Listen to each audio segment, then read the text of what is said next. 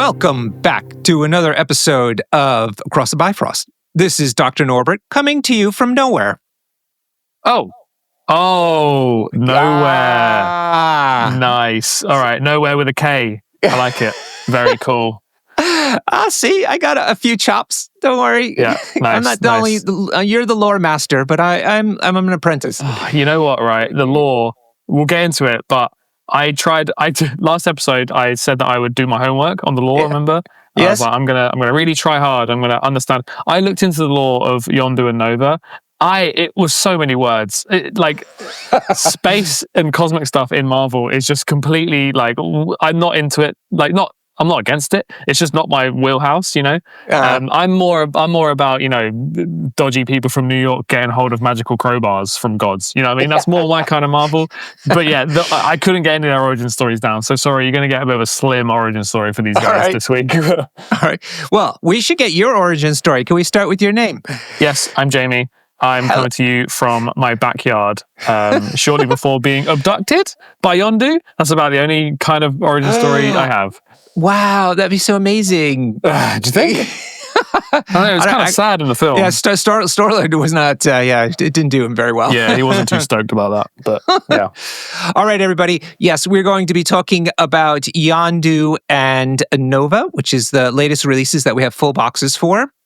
And before that, though, as always, we want to talk about the big events that are happening around Europe. And as a matter of fact, Jamie, we're recording this only a couple of weeks after we were at the big Paris GT at Comic-Con. Yeah, that was great. That was lots of fun. I enjoyed that every game started with my opponent saying, "I'm really sorry, I don't speak very good English. Do you mind if we, let's take this slow?" And I was like, "Sure." And then proceeded to play the entire game in perfect English, with me trying to count my VPs in French. And then if I got more than 6 VPs, they'd have to help me. So, yeah, it was great. Yeah. They were great, actually. The venue was a little loud, particularly when the concerts were happening, which was I wasn't expecting. It was at a Comic-Con. Which was a big selling point for me because I love Comic-Con. It's one of the happiest places on earth. So you kind of got the Comic-Con ticket included. That's why I went. And it was great. I love Comic-Con. But it was next to a stage where they had interviews with Ian McDermott was there and Giancarlo Esposito was there. And then K-pop stars just showed up. No, J-pop. Excuse you. It was J-pop. J-pop. Oh, cool. No. Okay, come fair on. enough. You're making us look old. Get out of here. Yeah, you're right. But it was very loud. And all the old people playing MCP struggled. But it was great. I literally would just walk over to my opponent and yell in his ear about what was happening, and then we'll walk back to my. Between the language barrier on top of not being able to hear each other. But let's not oversell it. It was only 1 or 2 slots in the overall schedule of the 2 days that had that kind of a concert thing going where it got too loud. Otherwise, it was just the normal loud hubbub of being in a big hall, which was okay. It was fine. Yeah, it was great. I would definitely go to that event again. It was a really easy drive from London as well, considering. Yeah, especially easy for me because I wasn't driving. Thank you. I was just going to point that out. Norbert drove the whole way. But then we got a nice hotel that was real close. It was really cheap, great. Right? Good find. Yeah. And hilariously, we got there and we were like, "Oh, I'm so excited to be in France. This is going to be great." And we accidentally booked an English-themed hotel. So there were pictures of the Queen everywhere, post boxes in the reception. Yeah. Also, Belgian beer on tap, which was not expected, but very appreciated. Yes. I was so happy. And great you guys drank goblets, literal chalices full of that golden liquid. It was amazing. Yeah, it was good. Yeah, it was a great event. I came third as well. Yes, of course. Not to gloat, but I'm bringing it up because I came third because of the Patreon episode that we recorded with Joe Manji. Because he sold X-Men to me again and made me feel good about Iceman and all those people. So, I played X-Men and came third. So thanks, Joe Manji. And thanks across the Bifrost for bringing us the top quality content from the most competitive players. Thank God I'm a patron. Am I right, Norbert? Yeah, exactly. Yeah, we might as well start selling the Patreon episode now since you bring it up. Yeah. But we do have a Patreon-only type of section where you get to hear the winners of major events tell us a bit about their rosters and their approach to the game and why they think they won and so forth. And you can get that on Patreon as soon as they're released. And then about 2 or so months afterwards is when they come out for free for everybody. Yeah, there you go. And also this month, I think actually in a couple of days, marks the first month where we're not losing money doing the podcast. Yay! So That's now really good. Now we're getting pocket money. So yeah, thank you to everyone that's been a Patreon subscriber so far. It really means a lot. And it kind of just helps us keep going and, do the extra special episodes, of which there are a few, in the making. Look out for that. There's all kinds of secret guests. So secret, I've not even told Norbert about it yet. Oh yeah, exciting. There's cool guests coming up. Okay, cool. Right. Quickly then, we're going to move into the European 2-day events. You can find this list at tinyurl.com/MCP Events Europe. Okay, go in there and you see a spreadsheet of all the different events that we've been collecting. And if you don't see your event on here, that is 2 days or longer, message us and we will definitely like to add it in. So I think the big ones coming up, considering when this episode comes out, will be maybe still the UK Games Expo, which is something that you're hosting over 3 days. 30th May to the 1st of June. Tell us what's going on there. Yes, up in Birmingham at the UK Games Expo. You do have to buy a convention ticket, but I hear it's an amazing show. There's all kinds of games there that you can try out and, do demo games for and stuff. And then in the evenings, there's extra games you can book in for as well. But most importantly, MCP is there. And on the Friday, it's like a 1 day, I think just a 3-round event, just a nice little kind of, taster. And then the Saturday and Sunday is like a GT, proper GT with all the fancy prizes and all that stuff. And AMG will be in attendance as well. So you can go and shout how much you hate Bullseye to those guys. Hey, Jamie, we got yellow dice. So the new yellow dice from the GTs at the Paris GT. Yeah.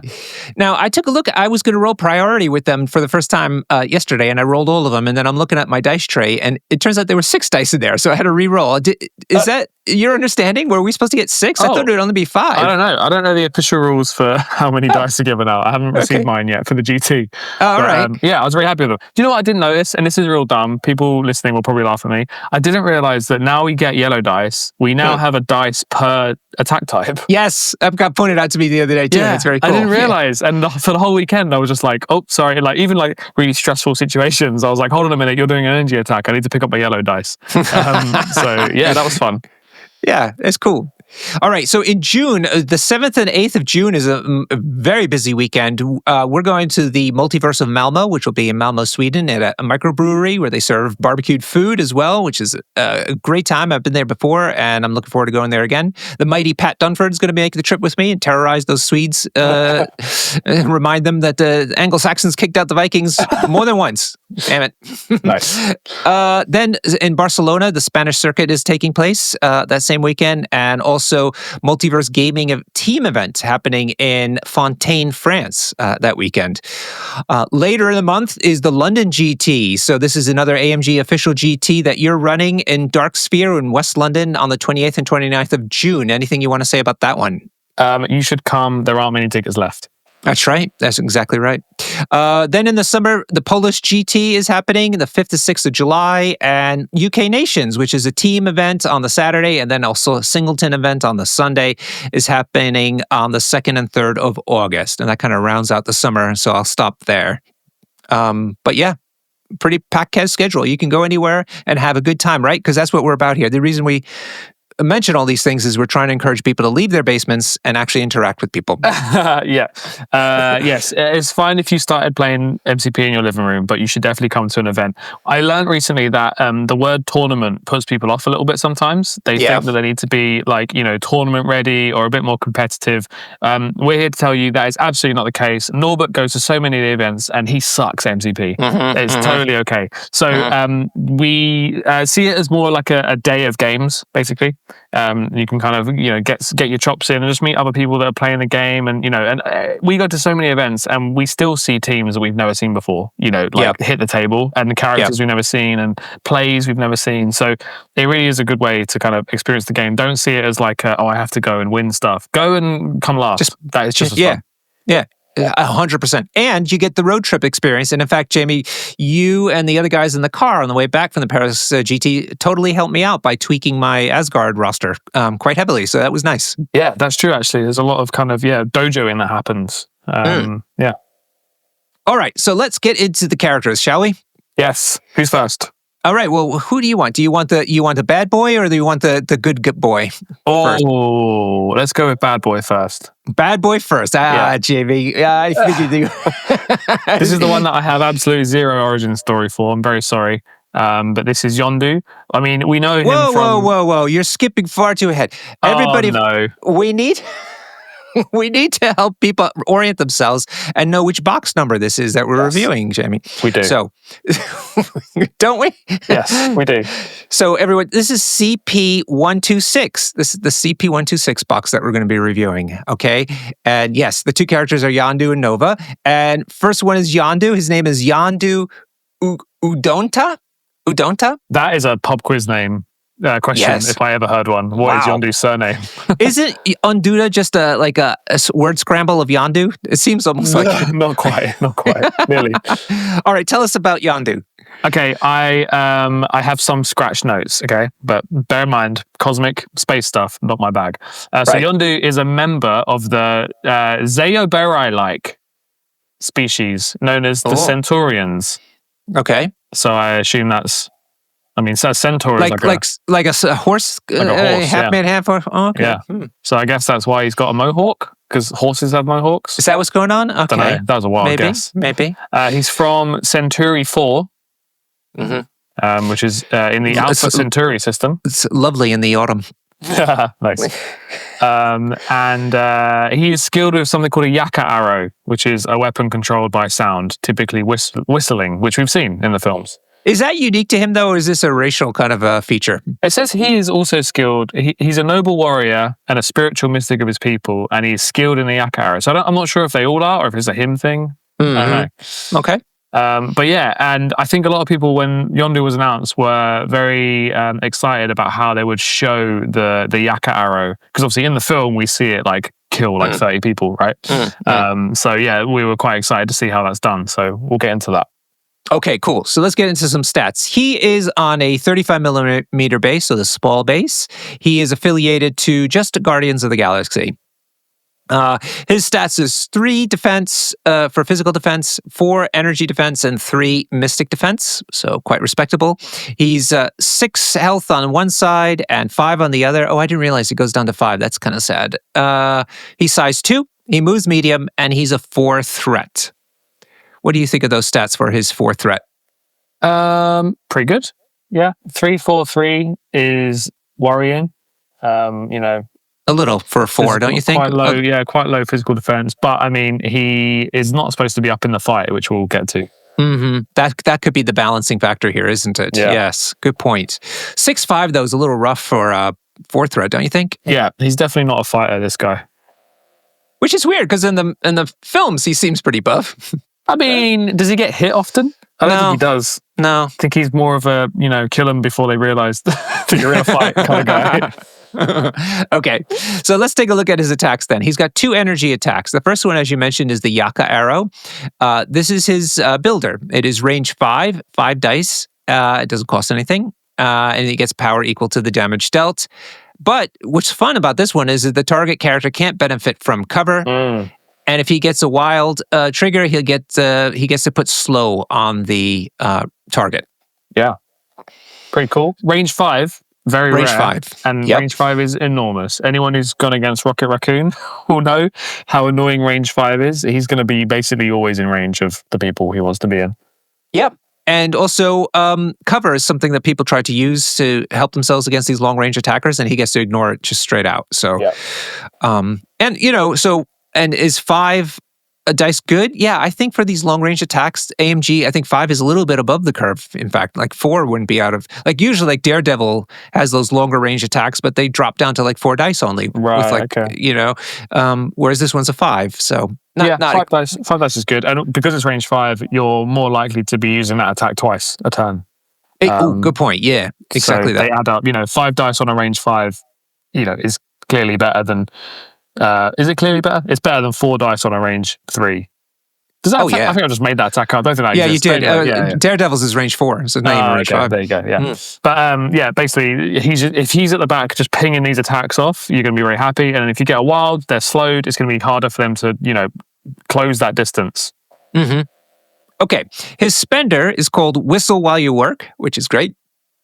Range 4, 6 dice, costs 3. He's got 2 triggers on it. The first one is just a wild pierce. So you get to pierce through a defender's success into a blank. And then the fun one is a wild hit trigger called Yaka Mastery. So after this attack is resolved, this character may make a Whistle While You Work attack without paying the power cost. The attack must target another character within 3 of the original target character and any distance from this character that has not been targeted by a Whistle While You Work attack round this round. Basically, this is recreating what you see in the films, which is so good. Yeah, there it is. Yeah, it's just going to bounce around. In the way that Captain America's shield bounces around, this is going to bounce around a lot and has huge potential, because if you could just keep getting that trigger, as long as there's someone within 3, it's just going to keep pinging off them. Yeah. So basically what it's trying to say is, as long as you get the trigger, after you attack a character, you can target another one within 3, which is enormous distance. And that keeps going. So the next, like the third target, only has to be within 3 of the second target, not the first one. Yes. As long as they haven't been attacked by this already this round. Yeah. Yeah, it's not like Nightcrawlers, or no. I'm thinking of the same target. It's I'm thinking Quicksilver. That very minor possibility of him. Yeah, he can ping around like crazy. Yeah, for sure. And then hit the same target again. Yeah. So yeah, and I've seen this in action, and we'll talk a little bit about how this can help. But it's amazing when it goes off.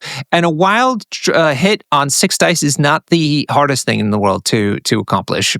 Yeah. Wild hit is fine. It's a very fair trigger. I think if you take that line off, the wild hit trigger, this being a range 4, 6 dice, 3 cost attack with a pierce is good.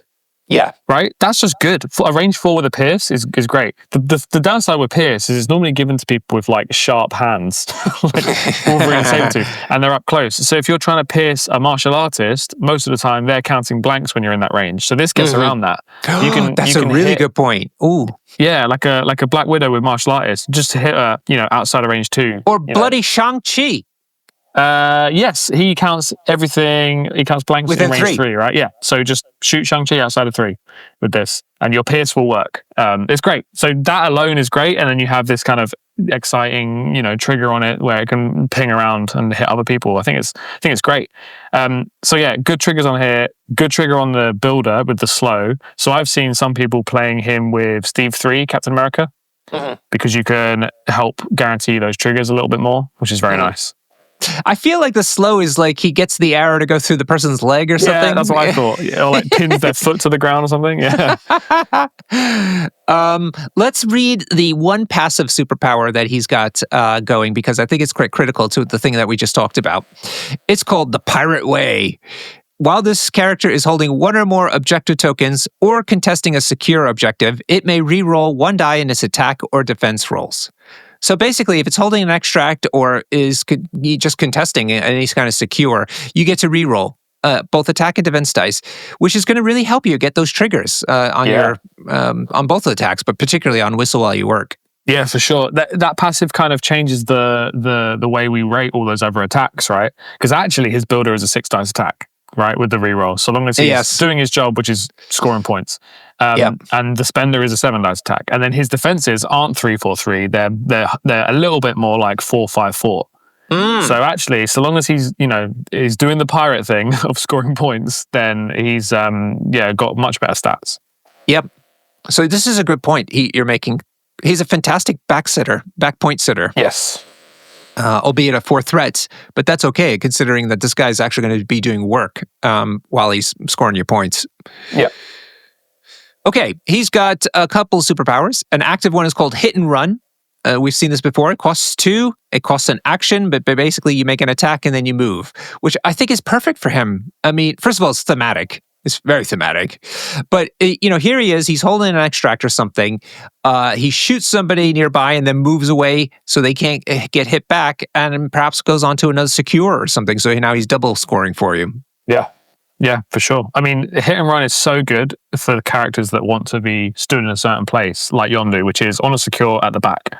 Because even if you start your turn and there's no one in range 5, which, by the way, is unlikely, but if there's no one in range 5, you can just move and then hit and run, hit someone who is almost definitely within range now, because a move in range 5 is most of the board, and then just move back to exactly where you were. So his kit is all about staying at the back, scoring an EP and contributing from range. Yep, totally. Okay, he's got 2 reactive superpowers. One is called the Ravager Code, steal everything. Only 1 power. When a character within 2 of this character would drop 1 or more objective tokens, this character can use a superpower, move 1 objective token the chosen character is holding to this character. This character is now holding that token, and he can't hold more than the crisis specifies. So it's basically like finders keepers, sort of. But it could be anybody, ally or a enemy. Opponent, enemy. Yeah. Thank you, enemy character. Yeah, this is great. It's great. Yeah, it's amazing. I mean, one of the best cards in the game was Mission Objective, and that card got banned because it was too good. And this is that. And I think that this is why you take Yondu, to be honest. Oh, yeah? Yeah, I think this is so good. Crisis teams want to go out and grab stuff and then run back to safety, and this is just a level of safety. So if you can get to within 2 of Yondu and you get days and drop your thing, he'll grab it off you. Mission Objective used to win games all the time, and this is just but great. The tricky thing, though, let's think this through. If he's hiding it, well, not hiding, but he's dwelling in the back, who's going to be within 2 of him? Well, I think that's the point. Is like, say you run up round 1 to grab something, and you're stuck on the midline. Yondu comes up and walks behind you. He's just on a secure. Then in round 2, you're running away from them, right? Because your character has done their job, which is grab an extract, and then it's the opponent's job to come and chase you down. So if you can activate that character first and bring them to within 2 of Yondu, even if your opponent catches them and dazes them, they're still not getting the extract because Yondu's grabbing it. Yeah. So it's sort of like a bodyguard-esque thing. Yeah, I guess. Okay, so he's got to be kind of floating near your extract holder, essentially. Yeah. And also what I like about it is if you've got, say your team has a killer, right? Say you've got an X-23 or a Zemo, and they're doing a great job at hunting down extracts. And the crisis will only let you hold 1 extract. It means that on a turn where your killer, who is already holding an extract, there's still a chance that they can, daze someone within 2 of Yondu, and then Yondu can grab it for you. You know what I mean? Which feels very piratey as well, by the way. I love that. It's like Yondu's it's not even his turn, and he's just like, oh, yoink, I'll take that, thanks. How does this work in conjunction with the shield agents, grunts? That's a good point. Yeah, so when a character within 2 would drop. So when they're about to drop, this would interrupt it. Yeah, so that means he overrides them, right? They can't toss theirs to where the owner wants them to go. Prime bait for someone telling us we've got a rule wrong. So I'm not going to say anything with any confidence anymore. This is why we have the Discord. The Discord, everybody, is something that you need to sign up for, so you could tell us, you could feel righteous in correcting people, and we will gladly accept that criticism. We've got a lot of people, not a lot, but a number of people writing in, and it's really great to, first of all, engage with people, and secondly, also to make sure that we get the information correct. And in fact, I think, JB, once we get on to the latest, while you're looking that up, while we have when we start doing the more later releases as they come out, on a rolling basis, I think we'll also be doing a "What did we get wrong?" roundup at some point. Yeah, a segment where we collect all the things that you tell us we got wrong in previous episodes, and we'll start saying them. The reason we don't do it at the moment is because we record these episodes quite far in advance, so it might be a bit boring or unrelated. But eventually we will catch up. We're close to catching up. Yeah. So our episodes will be coming out a bit quicker and more timely, so we can start doing that. Cool. So I found the shield agents. Their ability is when this character drops an objective token, its controlling player places it on the battlefield instead of their opponent. So that says when this character drops, and I think Yondu says when a character within 2 of this character would drop. So I think this is first. So wow, that is subtle English there. Whoa. Yeah, they would drop, so they're not going to drop because Yondu's going to pay 1 and grab it off them. See, now your 6th form English teacher, you hated them so much, and meanwhile, look, you wouldn't know how to do this. I was great at English. It was everything else I was bad at. English was my one good thing. Okay, cool. So that's super fun. I mean, all right. So he's got one last reactive superpower, which is actually another thing. It's so fluffy. man, they really nailed this guy. Yeah. It's called Quick Draw. It's 2 power. When this character is targeted by an attack and the attacker is not within 2 of the character, Yondu can use this superpower. Instead of rolling dice equal to the defense, you can roll 5 dice. And if Yondu doesn't suffer any damage from the attack, after the attack is resolved, the attacker suffers 2 damage. Now, we've seen this before. I think Gamora's got one of them as well. It's called something else, I think. Somebody else also has this. It's a couple of characters have this. But anyway, I think it's perfect, especially because of the name. This is exactly what you say. Essentially, he's defending himself with his little arrow. And if you don't manage to, if you're not successful in your attack and you're kind of off guard, the arrow is going to whack you back. Yeah, exactly. It's brilliant. And it's another thing, again, another reason for him to be at range. Because this won't work. If the attacker is within 2, it won't work on him. Yeah. So it leaves an enormous hole in Yondu's kit. His one weakness is getting punched up close. So that's how you play against him. You send physical attackers to charge him and get within 2. But until you manage that, he's going to have his way with you, I think. He's just going to be shooting you from range. He's going to be bouncing off of you and hitting your friends. He's going to be quick drawing you. So, do not face this guy in a kind of gunfight, He's got a lot of tech. Think of that. It's 5 dice he gets to roll. Costs 2 power, but 5 dice. But then he's got his reroll. So it's really like 6 dice that he's rolling. Yeah. It's wait. crazy. Does that work on when his characters are... because it's defense dice. Oh my God, good spot. Yeah. So it changes his defense dice to 5, which he then gets to reroll so long as he's doing the pirate way thing. That's great. Yeah. Whew. Wow. So really tough. Okay, let's talk about him in affiliation. He's in Guardians. I mean, obviously, having a winging it token so he can do some more rerolls will get that Yaka Mastery trigger to happen. Yeah. So he seems really good to have one of those bad boys. Yeah, for sure. I mean, everybody loves a wing in it, but this guy is, relatively trigger reliant. So it'll help him with that. And also, like we said, he's going to be pinging off attacks like no one's business. So giving a wing in it to Yondu and Rocket in Guardians, you just got 2 range 5 attackers who are just winging it. It's fantastic. Do you see him being like either or with Rocket? Like if you can fit 2 thread in, you use Rocket. If you can fit a 4 thread in, you put Yondu. Yeah, potentially. I feel like Guardians used to love E-maps, right? So like Gamma and Demons, where they would need one person at the back, and it would usually be Rocket at the back shooting in. Yep. And I think in that day and age, you would upgrade Rocket to Yondu sometimes. But now there aren't E-maps.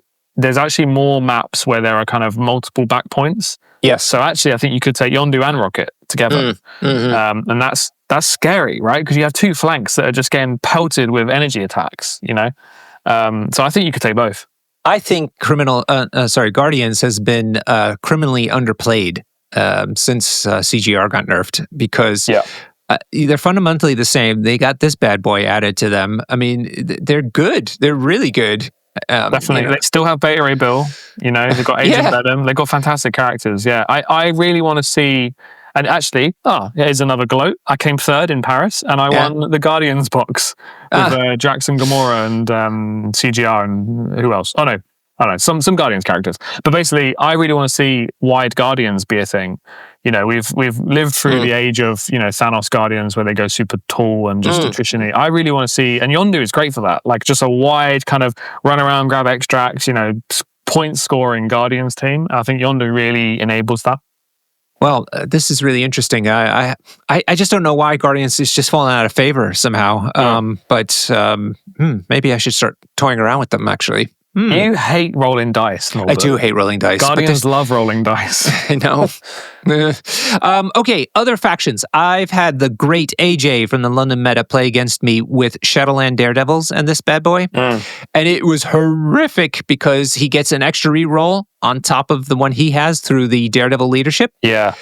And so he was doing Yaka Masteries on me nonstop. Oh, it was really? like trivial. It was so bad. Yeah, because I guess you're talking about 8 dice to get a hit wild, which is very likely. Yeah, I mean, it was bad. So basically, I think anytime you can do dice fixing factions, this guy will start shining. And you know what? Nice about the Daredevil one, the Shadowlands Daredevil, is that they could use a turret in the back, and so he fits that role really nicely, and then likes their leadership. So scary times. I would definitely use Yondu if I were playing Shadowlands Daredevil. Yeah, nice. Yeah, he seems great. I would consider Yondu in most of my Crisis teams because of that mission objective effect that he has. The Ravager code, I think it's amazing. And if you're relying on scoring points to win the game, this is nuts. Because if you can just get one of your, almost dazed extract holders to go and stand next to Yondu, you basically secure that VP for the most part. So I think that's fantastic. Yeah, super stoked. Okay, he's got one. Oh no, sorry. Is it one or two? No, one Taxes card that comes in the box. It's called Plundered Goods, and look at that art, my friend. That's look very cool. Yeah, it's like space pirate treasure because it's all different colors. Yeah. Oh, he's leaning on Star-Lord's helmet. Yeah, he is. I was just gonna say that. Isn't that funny? Yeah, nice one. Okay, Plundered Goods is unaffiliated, so you can take it wherever he goes. It's active, and it says you can spend, or he, Yondu could spend 2 power to play the card. This round, when an allied character attacks an enemy character within 3 of an allied Yondu, if the enemy character is holding 1 or more objective tokens, the allied character may reroll up to 2 dice in his attack roll. Additionally, when an allied Yondu attacks an enemy character contesting or holding 1 or more objective tokens this round, after the attack is resolved, he gains 1 power. What do you think about this guy, this card? It's okay. It's a lot of words. Yes. Yeah, I mean, I quite like it. It reminds me of Stark Armory, where it's like, for a round, that character kind of has a bubble, which makes everyone else's attacks better. So, yeah, hang on a minute. When an allied character within 3 of an allied Yondu, is that Yondu? Does that include him? It must do, right? Because he's an allied character within 3 of himself. Yes, you're right. It doesn't say another allied character. Good spot. Yeah, yes. So actually, he's rolling 3 dice on his attacks during that round. Holy moly! Oh my god, that's pretty cool. And if he's got a wing in it, that's fine. He's got 5 rerolls. Okay, and that's not just so. And with the Yaka Mastery, it's not once per attack. Like you can only use this once. You can be rerolling those extra dice every Yaka Mastery attack. Yeah. Good God. Yeah, for sure. It's very cool. Could you imagine him mowing through a bunch of Web Warriors super wide lists? Man, that'd be nice. Yeah, that'd be really cool. Lots of long range as well to get them to hold on to.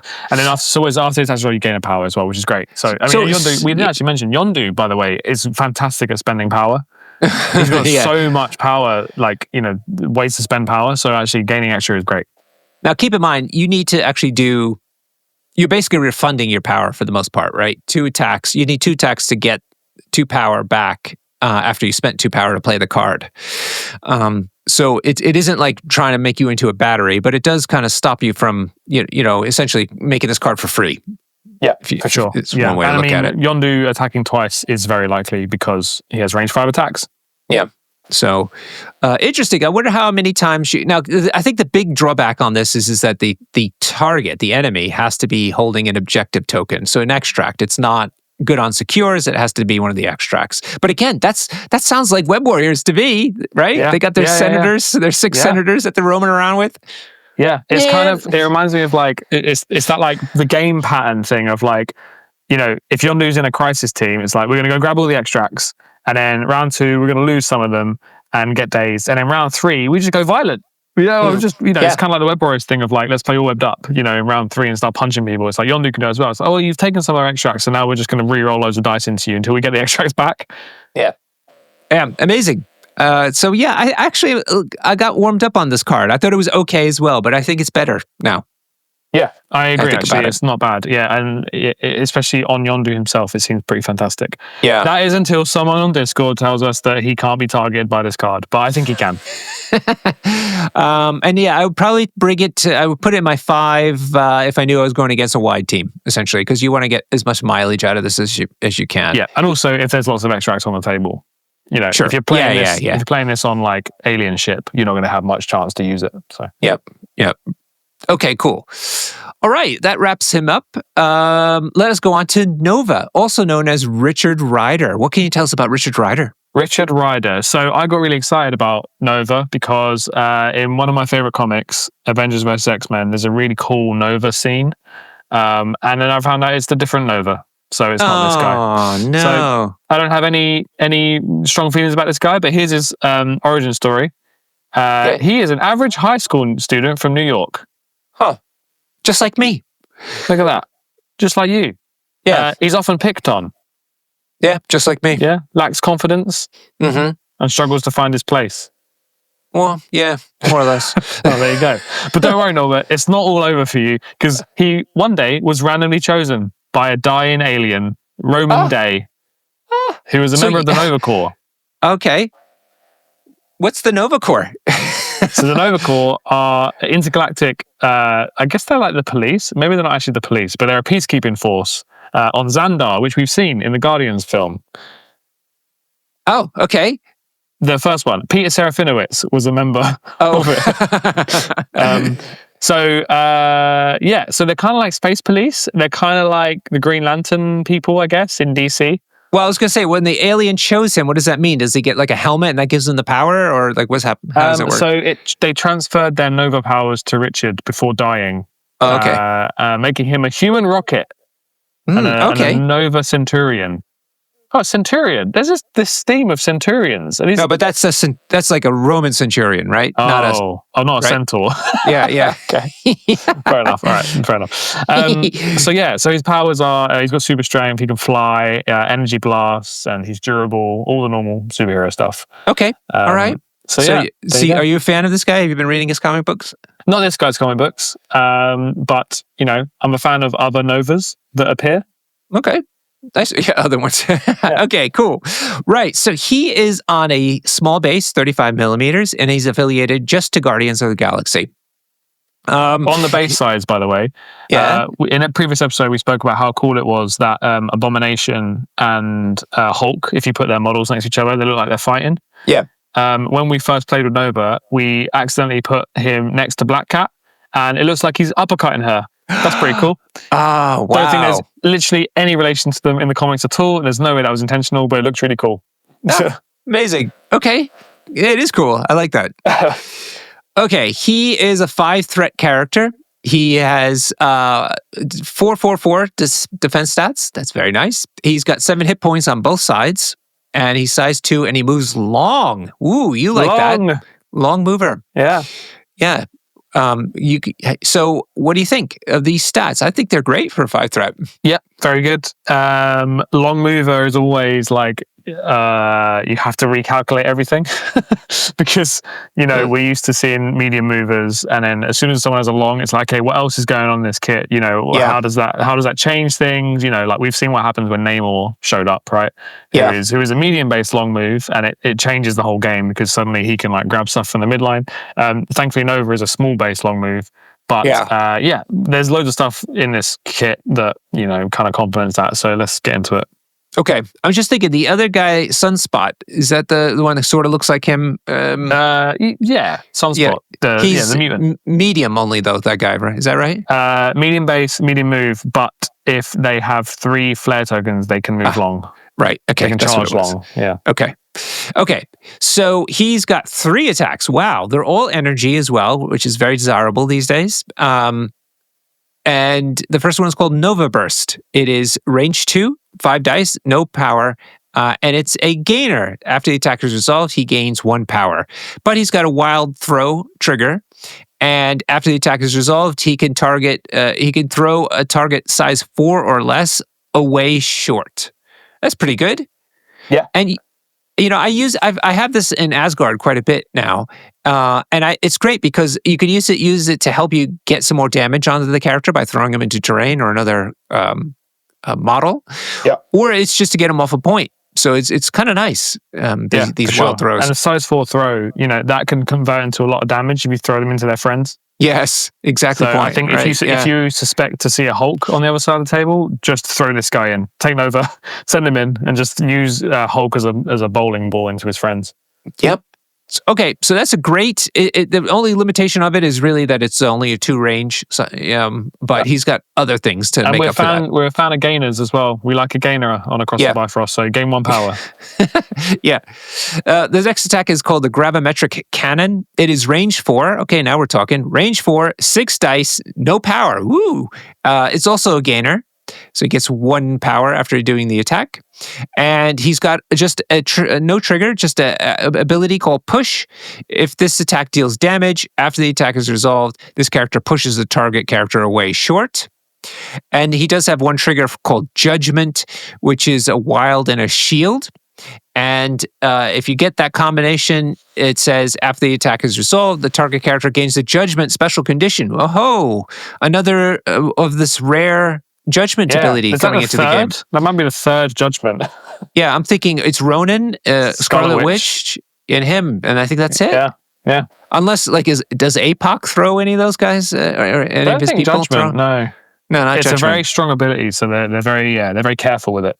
Tell us about Judgment. So Judgment is you do not gain power when suffering damage from enemy attacks. Yes. That says attacks, that summary there. It's not enemy effects, just attacks. Let me double check while we're talking. But it's basically the whole premise of MCP is based on you getting powered up by taking damage. So you have to be really respectful of Judgment, because if played right, it's awful. If you're on not much power and surrounded by enemies and you receive Judgment, you're about to get beat up and not have any of the comeback for it, which I think is why it's so rare, because the whole game is based on this kind of clapback mechanic, and the fact that your characters can daze, but don't worry, they'll come back and they'll do good stuff. Well, Judgment turns that off, so it's very so rare. sad. I gotta say, it's very sad, because you're like, okay, well, like you said, at least I can do fun stuff now. But no, with Judgment, no.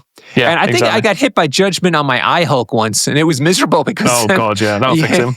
Yeah, that's how you deal with eye Hulk. Yeah, it just completely wiped out his healing mechanic. It was bad times. So I think this is great. What a great attack! Range 4, 6 dice. Holy moly! Yep, guaranteed push. Oh, sorry, not guaranteed. Sorry, if it does damage. If it does damage. But that's sizeless push is what I meant. There's no size on that. So, so that is huge. You, Sentinels. I love the theme of this. Sentinels, getting pushed around. I love the theme of this because I can just see it happening. So the scene I'm thinking of the Nova that I know from Avengers vs. X-Men is basically he is shooting across space. And I think it's the Avengers are like, oh my god, there's something coming from space, right at us. It's some big fiery thing, and I think they think it's Phoenix. And it's sort of he lands in the middle of New York, and it's just like bang, there's a huge crater, and there's a nova in the bottom of it. So in my mind, that's what he does. He flies in straight lines real fast, and this gravimetric cannon, I just see that. Because I'm thinking Lightspeed Lance, but even still, it's just kind of big straight lines. He's blasting from range 4 and pushing people around. I think it's great. And Lightspeed Lance really shows that off, which we'll get to now. Yeah, okay, so that's his spender. It is a beam 5? Are you kidding me? Yeah. Oh my lord, beam 5. Yeah. Beam 5, 7 dice. It does cost 5 though, 5 power. Okay, that's fair though. Jeez. Yeah. All right. So after all attacks generated by this attack are resolved, place this character within one of the last character targeted by this attack. So that's very similar to things that we've seen like Logan. Logan's beam, yeah. Yep. He has 1 wild trigger on it called Push. After each attack is resolved, this character pushes the target away short. Yeah, so, this is what I was trying to describe. It's that he starts somewhere and then just shoots off in a straight line and just messes everyone up, pushes them all apart, and then ends up exactly where he wants to. It's fantastic. And that place this character within one of the last character targeted, that is huge. Anyone that's played Logan, you sort of start to learn how much strategy is involved with where you end up and your target ordering, and there's ways your opponent can play around it as well, because they know that you have to place off the last target, so they can save their bodyguard until last, and then you place off of them. So you want to hit their bodyguards first. It's all super, there's way more depth to it than you realize.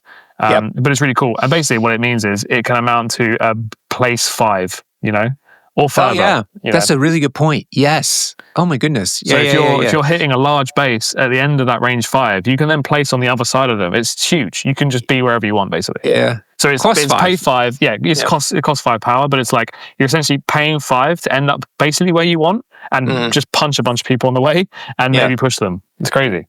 Yeah. That sounds great. All right. He's got a active superpower called Faster Than Light. It is 2 power. It costs an action, and the character makes an attack action. After the attack is resolved, place this character within 2 of itself, and it can only be used once per turn. Interesting.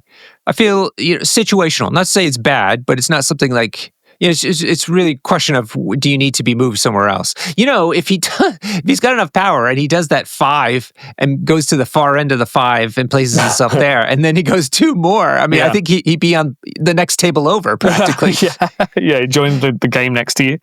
Yeah, it's crazy. This guy's super mobile. And actually, before the podcast, I asked our resident Shield player Ollie for some tips on Nova, and he was saying that he runs him on pay to flips. Just because he's so good at running around, he's super fast and can just be wherever he wants to be and flip those points. So yeah, he's a very fast character, and this is great. You're right. Like the place 2 on a small base is not much. It's not a lot. You usually see those kind of place mechanics on bigger bases, like Cable with body slide. He's a medium base and can place. So I think this is more for like slight adjustments. Little attack, get him maybe he's just barely been pushed off a point, so you're going to get him back onto the point with this. Yeah. So, and we're also getting excited about him combining it with Lightspeed's lance. All the other 2 attacks, the normal ones, let's say, don't have any placement aspect to them. So, oftentimes you might be pushed off of a point by somebody. Here, you can make an attack and then get yourself back on the point. Yeah, for sure. And gravimetric cannon, it's range 4 and it pushes other people, sizeless push if you deal damage. So, Nova having a turn where he starts off a point and then just does 2 gravimetric cannons and a faster than light to get onto a point. That's pretty great, to be honest. You've potentially swung like 3 BP, so it's great. All right. He's got a reactive superpower called Xandrian World Mind. And now I know what that means. Xandrian. Xandarian. Xandarian. Oh, Xandarian. Okay, it's got an X power cost. So let's see what that means. When this character or an allied one within 3 makes a defense or dodge roll during the modified dice step, which is the good step, that means you get to see everybody's dice first before you decide to do this. This character can spend up to 3 power to use this superpower. For each power spent, this character or the allied one can reroll one of its defense or dodge dice and can only be used once per turn. Okay, we've seen this before. This is a very classic X-Men type of superpower. Yeah, spend 3, reroll some. Yeah. So, and does this make a difference to you compared to those superpowers where you pay power and get extra defense dice? Is this better, different? Yeah, I think rerolls are better because, like you said, you can see the result. Yeah. So you can see if it's even worth it, Yeah. And this is also on allies, which is pretty great. Yeah, it's interesting that he helps his friends within 3, which is good. And it's dodge too, which you don't always see. Yes. Oh, good point. Yeah, defense and dodge. Yeah, this is one of the better versions of it. Can only be used once per turn, but yeah, pretty great. Yeah, sure. Okay, now he's got a very important passive superpower called Nova Force. After this character makes a move action during its activation, after the effect is resolved, it gains 2 power and may remove all special conditions from itself. Oh, wow. All special conditions. Wow. Add 3 dice to the next attack roll made as part of a Nova Burst or light speed lance attack made by this character this activation, and can only be affected by the superpower once per turn. That's because I was going to point out, the reason I think this is important is he doesn't have ways to make power except for his gainers. Now, it's more reliable power, right? We said that before, but it isn't going to get you a big spike of power. This, however, you just have to move and you suddenly start gaining power, like sort of like static electricity. You're building up static. Yeah, we've seen this on Juggernaut before. The move and then a bunch of power. I think it's great. It means that you're encouraged to only make 1 attack with this guy, which I think is fine. Like Juggernaut's kind of the same. You're better off doing 1 8-dice attack than a 5-dice attack most of the time. And he gains power for it, and so it's pretty great. It makes him, almost immune to basically everything. Stagger will still affect him though, because you can only use this after a move action. So he won't get rid of the stagger before he uses it. So, but great. I think this is what really makes him a menace. When I've played against him, he's just so fast and just constantly has power. Obviously, and extra 3 dice. That's a lot of extra dice on these attacks that he does. Yeah. I like that. It works on Lightspeed Lance, because you can basically, if there's like the perfect beam set up, you can move to be in the perfect position, give yourself 2 power. So basically Lightspeed Lance is online if you have 3 power, and then do a 10 dice beam. Yeah. through everyone? No. Let's be clear though, because and I was going to ask you to clarify this. It says add 3 dice to the next attack roll, not attack action roll. Good point. Yes. So for the beam, if you have multiple targets in the beam, the first one that you actually target and attack would get these extra 3 dice. Nobody else. Yeah. Yep. God, we are airtight this episode. Ain't no one calling us out on getting rules wrong. Yeah, we dare you to post in our Discord. Find a rule that we did wrong. Or take the time to write that you got everything right. That would be nice too. That'd be nice, wouldn't it? Imagine that. People saying nice things on the internet. Imagine. Guys, you got that 100% correct. No notes. Guys, you nailed this one. Seriously, Good why job. doesn't that ever happen? Okay, lastly, he's got one last passive superpower. He's got flight, big surprise there, but also immunity incinerate. This is amazing. What a great character. Yeah, he is stacked. He is absolutely stacked. Loads of good stuff. I just can imagine him working most places. Like, he's a good attrition piece. He's very mobile. Great for chasing down extracts as well. He's a bit of an all-rounder. He definitely gives Namor a run for his money. Oh, why do you say that? Well, Namor is like one of the most splashed models at the moment, right? Mostly because of the midline grab. He can do that. Splashed and Namor. Very good. Very nice good. one. Very good. Thank you. Carry on. Yes. So mostly because of the midline grab, but then because, late game, Namor's got the reroll bubble. He gives his allies rerolls, and he can make people drop stuff, and he's got a lot of utility. Nova doesn't have the midline grab, doesn't have as much utility, but maybe he does actually, because he's got a lot of displacement. Nova can displace whole teams with his kit. And he's very fast. I think that, hey, maybe you're going to a team event and you need a 5 threat, and your friend has taken Namor and you don't have him anymore. Maybe Nova is a good replacement. You're not going to get the midline safe grab, but good, because there's too many of those in the game. And I say that as an X-Men player. They should be an X-Men thing only. Nova's a great 5 threat, just kind of reactive piece, I think. If one of your flanks going badly, well, this guy can definitely go over there, in time, and, pay to flips, run around flipping stuff. He's fantastic. What do you think his role is then in Guardians, his home affiliation? I mean, if Yondu is the guy standing at the back looking after points, Nova's chasing them down, I think. Yeah. Nova is running after people and getting their points off of them. These guys really changed the Grey Guardians play to a degree. That's why people should be playing Guardians more. I know. This just boggles my mind. These characters are both fantastic. I mean, to be fair, everyone was playing Guardians when I first started playing. Sure. They were the most popular faction by far. I think partly because MCP was one of the few games that really kind of represented Guardians at that time. Now they've definitely got this new playstyle available to them. The Yondu Nova playstyle. Team events coming up. They can go pretty mono-affiliated as well. You might have to fight over Bait Ray Bill because maybe he belongs in Asgard, but that's kind of it. You can kind of go fully affiliated and have a great time. So, I'm playing Cosmic Ghost Rider tomorrow for the first time, so I'll let you know how that goes. Oh, fun. But, I don't know how he is post nerf, but I think that this unlocks a whole new way of playing Guardians, and I think we should see people play it more. Yeah. Can you see him anywhere else? Who needs a fast mover? Keep in mind, he's 5 threats, so he really has to do something special for them. Yeah, well, our local Spider Foes guy, Darren, was playing him in Spider Foes. I'm not sure exactly why, but it worked well. He knocked the crap out of me at a tournament we played at, and he had a really good time with it. I think it's just generally, he's just good. He's just generally good, and you need someone, he's not like a middle of the road kind of, I'm just going to fight you all game, but also he isn't bad at that. So I think he's just super flexible. He's definitely, I think he's primarily there to chase down points. Do you think he fits into Dracula's Legion of Thralls, or what is it called? Thralls of Dracula? Thralls Dracula? Why do you say so? Because Dracula isn't very mobile, and this guy is, and so maybe that helps kind of balance out the team that you're putting on the table. Yeah, I definitely think that's the way to look at it. My first thought was Hellfire Club, who tend to take kind of like tanky characters that want to hold on to points. So you need to balance that with characters that can go chase points, which is why Hellfire Club take Rhino so often. So I don't mind that actually. Dracula, is a bit slow. Maybe you put him on like an isolated flank where he's just going to stay there the whole game and do like a 1v1 kind of thing, whereas Nova's running around and, chasing fights. So I think that's the way to think about it. What are the two open? Oh wait, the other one is Mephisto.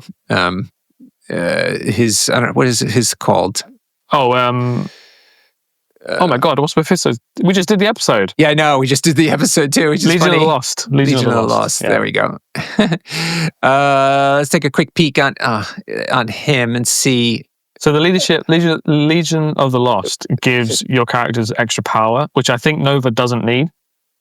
Nova's fantastic. That's what it is. Because when he moves, he gains power. And he's got a bunch of gainers. So I actually think he's fine without. Okay. Unless you love chasing a beam, which if you're playing Mephisto, maybe you do. He's got a great beam as well. Yeah. Maybe you just love doing beams. And Nova under Mephisto, he can get a bit of extra power to make sure that beam goes off. Because the thing is, Nova only actually needs 3 power to really get that beam going, because you can move and gain 2. So actually, I think you can get it off as much as you like. Mm-hmm. Yeah. Something to consider. It's always tricky with all the splash possibilities in this game where he may or may not fit in, but at least hopefully we gave you an overview of what he does, and that way you can think about him from the point of view of your own affiliation that you like. Yeah, for sure. I think if you are happy with your team being able to play it safe at the back, then maybe you need a bit of help chasing, and Nova is great for that. Okay. He comes with 2 tactics cards. The first one is called Call for Backup. It's unaffiliated. It can go wherever he goes, and it's active. During his activation, Nova can spend 3 power to play the card. Choose one of the following. So he's got 2 abilities you choose from. One is called Move Along, Citizen. So choose a secure objective token within 2 of this character. Push each enemy character contesting it short. That's fun. That's really fun. And secondly, you could do Stop in the Name of the Law. Each enemy character that is holding an extract objective token gains the slow special condition. Man, tell me this is crazy, but this card sounds great. I think it's fantastic.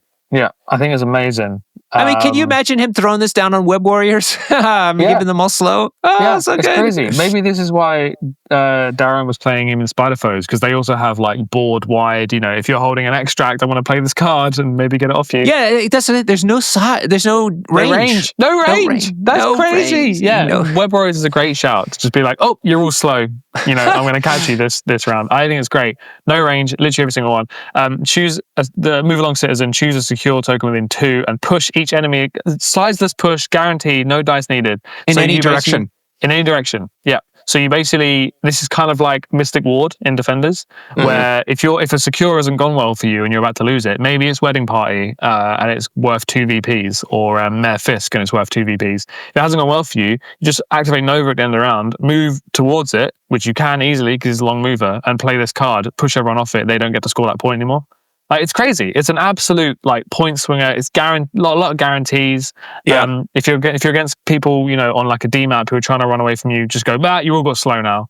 Only spends 3. He's going to get that power easily. Yeah, I think this card is staple to him. Yeah, agreed.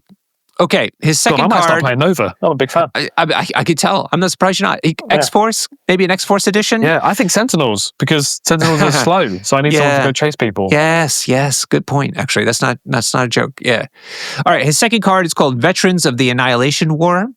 Unaffiliated, but it's reactive. Now, here's a team-up card. Let's see if it's any good. During the power phase, an allied Gamora and an allied Richard Rider may play this card. This round, Gamora gains the following superpower. It's a passive called World Mind Uplink. When this character is defending against an attack or making a dodge roll, it may re-roll up to 2 of its defense or dodge dice. Oh, okay. Sounds good.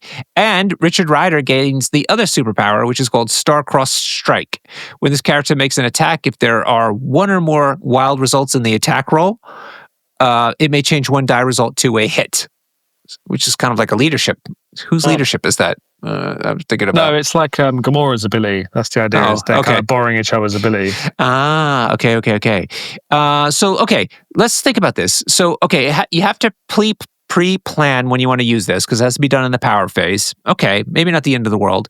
You need to have both characters in the game. Okay, Gamora, I don't know, in the past she wasn't as popular in Guardians, but maybe in the new era she will be. So that's maybe not the end of the world to try to accomplish, but after that it's just gravy. You just get these 2 superpowers. Yeah, I think that in this kind of Guardians that we've been designing this whole game of like kind of going wide and trying to score points, I think Gamora is essential in that. Because she's fantastic at chasing people down. Gamora is a very underplayed character. I think she's fantastic, but she doesn't get much play in Guardians because they used to do the kind of E-map fights where she's less good. But I can imagine this being great I could definitely imagine a Guardians player playing Nova and Gamora at the same time, maybe on different flanks to chase down different people to recreate that tactics card, which I am getting really good at spotting my favorite artist now in MCP. I guessed that was Patrick Brown before I saw it. Did you? I want to get Patrick Brown on the podcast. That'd be amazing. I talk about him so much. I love his artwork so much. That card looks amazing. All right, Lore Master, what about Annihilation War? What's the Annihilation War? Oh my God, I don't know. Because they're veterans of it. I mean, it must be some sort of space war. I'm quickly Googling it. The card has like white clothed people that look like Nova, sort of. So maybe it's like a renegade police force. Yeah, bad cops. It was a major crossover event in Marvel Comics. Wow! It begins. It begins with the total destruction of Xandar, which we also see in Marvel. I think that Ronan destroys it, or Thanos destroys it. Someone destroys Xandar with a Infinity Gem. Oh gosh. That was rude. So key players, Nova, Drax. Oh, he's in it. Where's Drax in MCP? We never see him anymore. Ronan. Yeah, there you go. Okay. Also, here's a question for you, right? Yeah. What year do you think Nova was introduced in the comics? I'm going to say 1998. No, way off. 1976. Whoa. Yeah. Okay, that does blow my mind. From the 70s. But I guess he was called Richard Rider, and it was from New York, which was that kind of era where everyone had alliterative names. He also has a cleft chin, which is also very popular. Is that a very 70s thing? Oh, I think so. Yeah. The movie or TV people always have those cleft chins. Yeah. There you go. But also, Yondu, when do you think he was introduced? Bear in mind, I don't think anyone knew who he was until he was in the Guardians of the Galaxy movie. Yeah, no idea. 1969.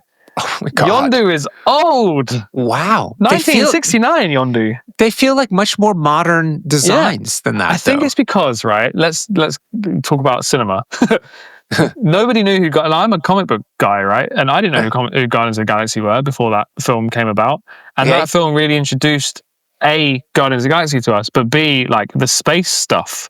Right. Which is the kind of less popular part of Marvel comics. Yep. So clearly there was a whole load of stuff going on with like Nova and Yondu and all kinds of stuff. When I was growing up, the only space stuff I really knew about in Marvel was like Silver Surfer. Yes, exactly. And Galactus. Yeah.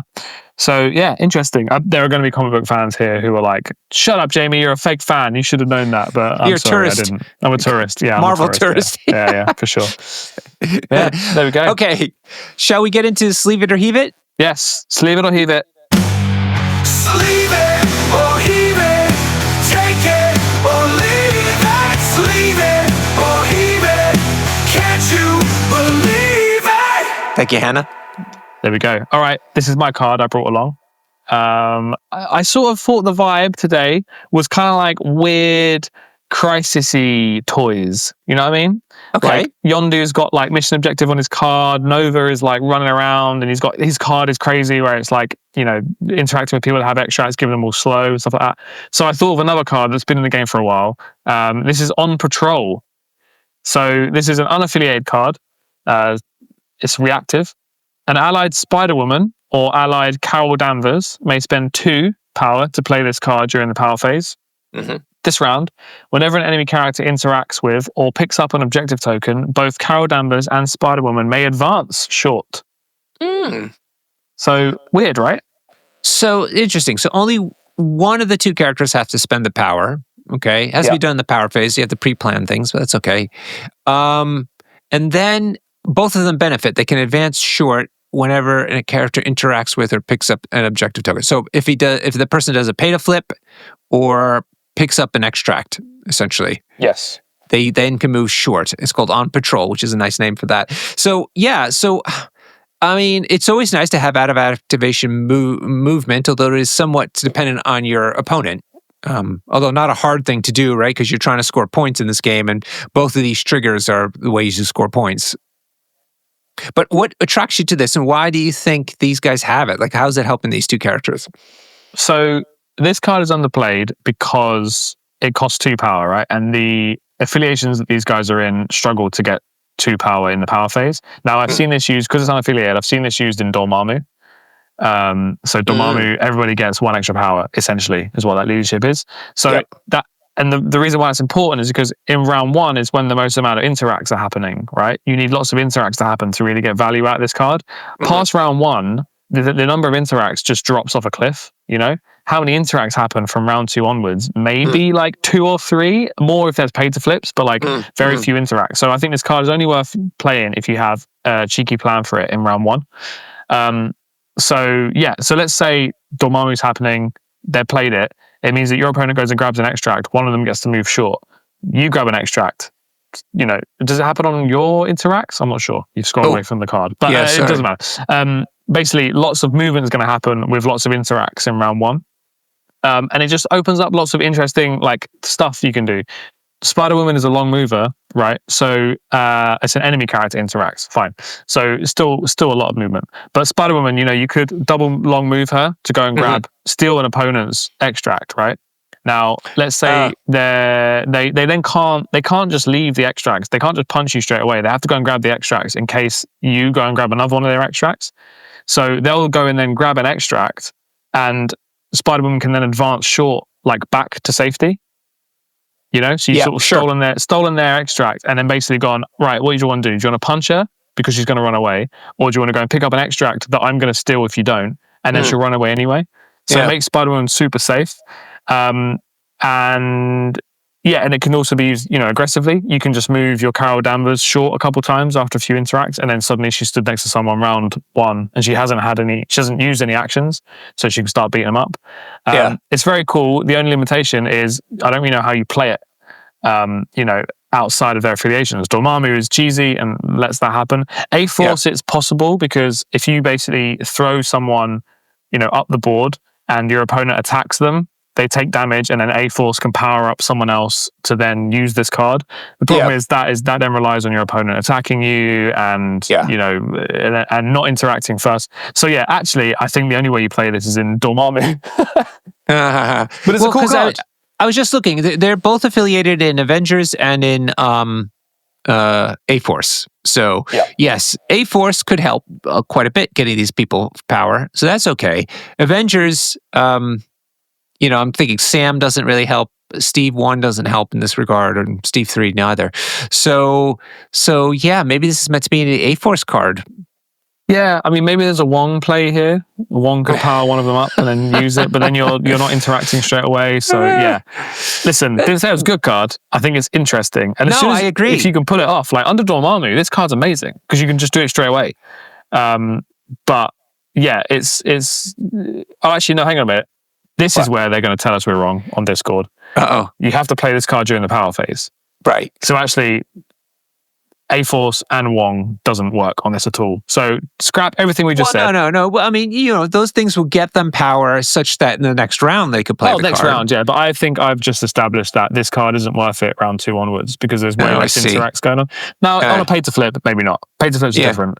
That does change things because you can suddenly, you know, there will be, you know, 5, 6, 7, 8 interacts around and you could get loads of short moves out of it. So maybe that's a thing. And there are, you know, interesting pay to flips now in the game. Yes. You know, maybe A-Force aren't bad on pay to flips because they have a power leadership. So yeah, pretty interesting. But yeah, the premium play I think is Dormammu because you just get 2 power straight away, use it immediately, and then both of these guys can move around a bunch.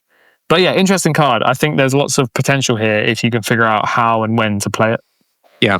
A-Force is on the rise. If you want to learn how to win with A-Force, you can subscribe to our Patreon because we have a really good A-Force episode there with Mike DeLuca from the Danger Room.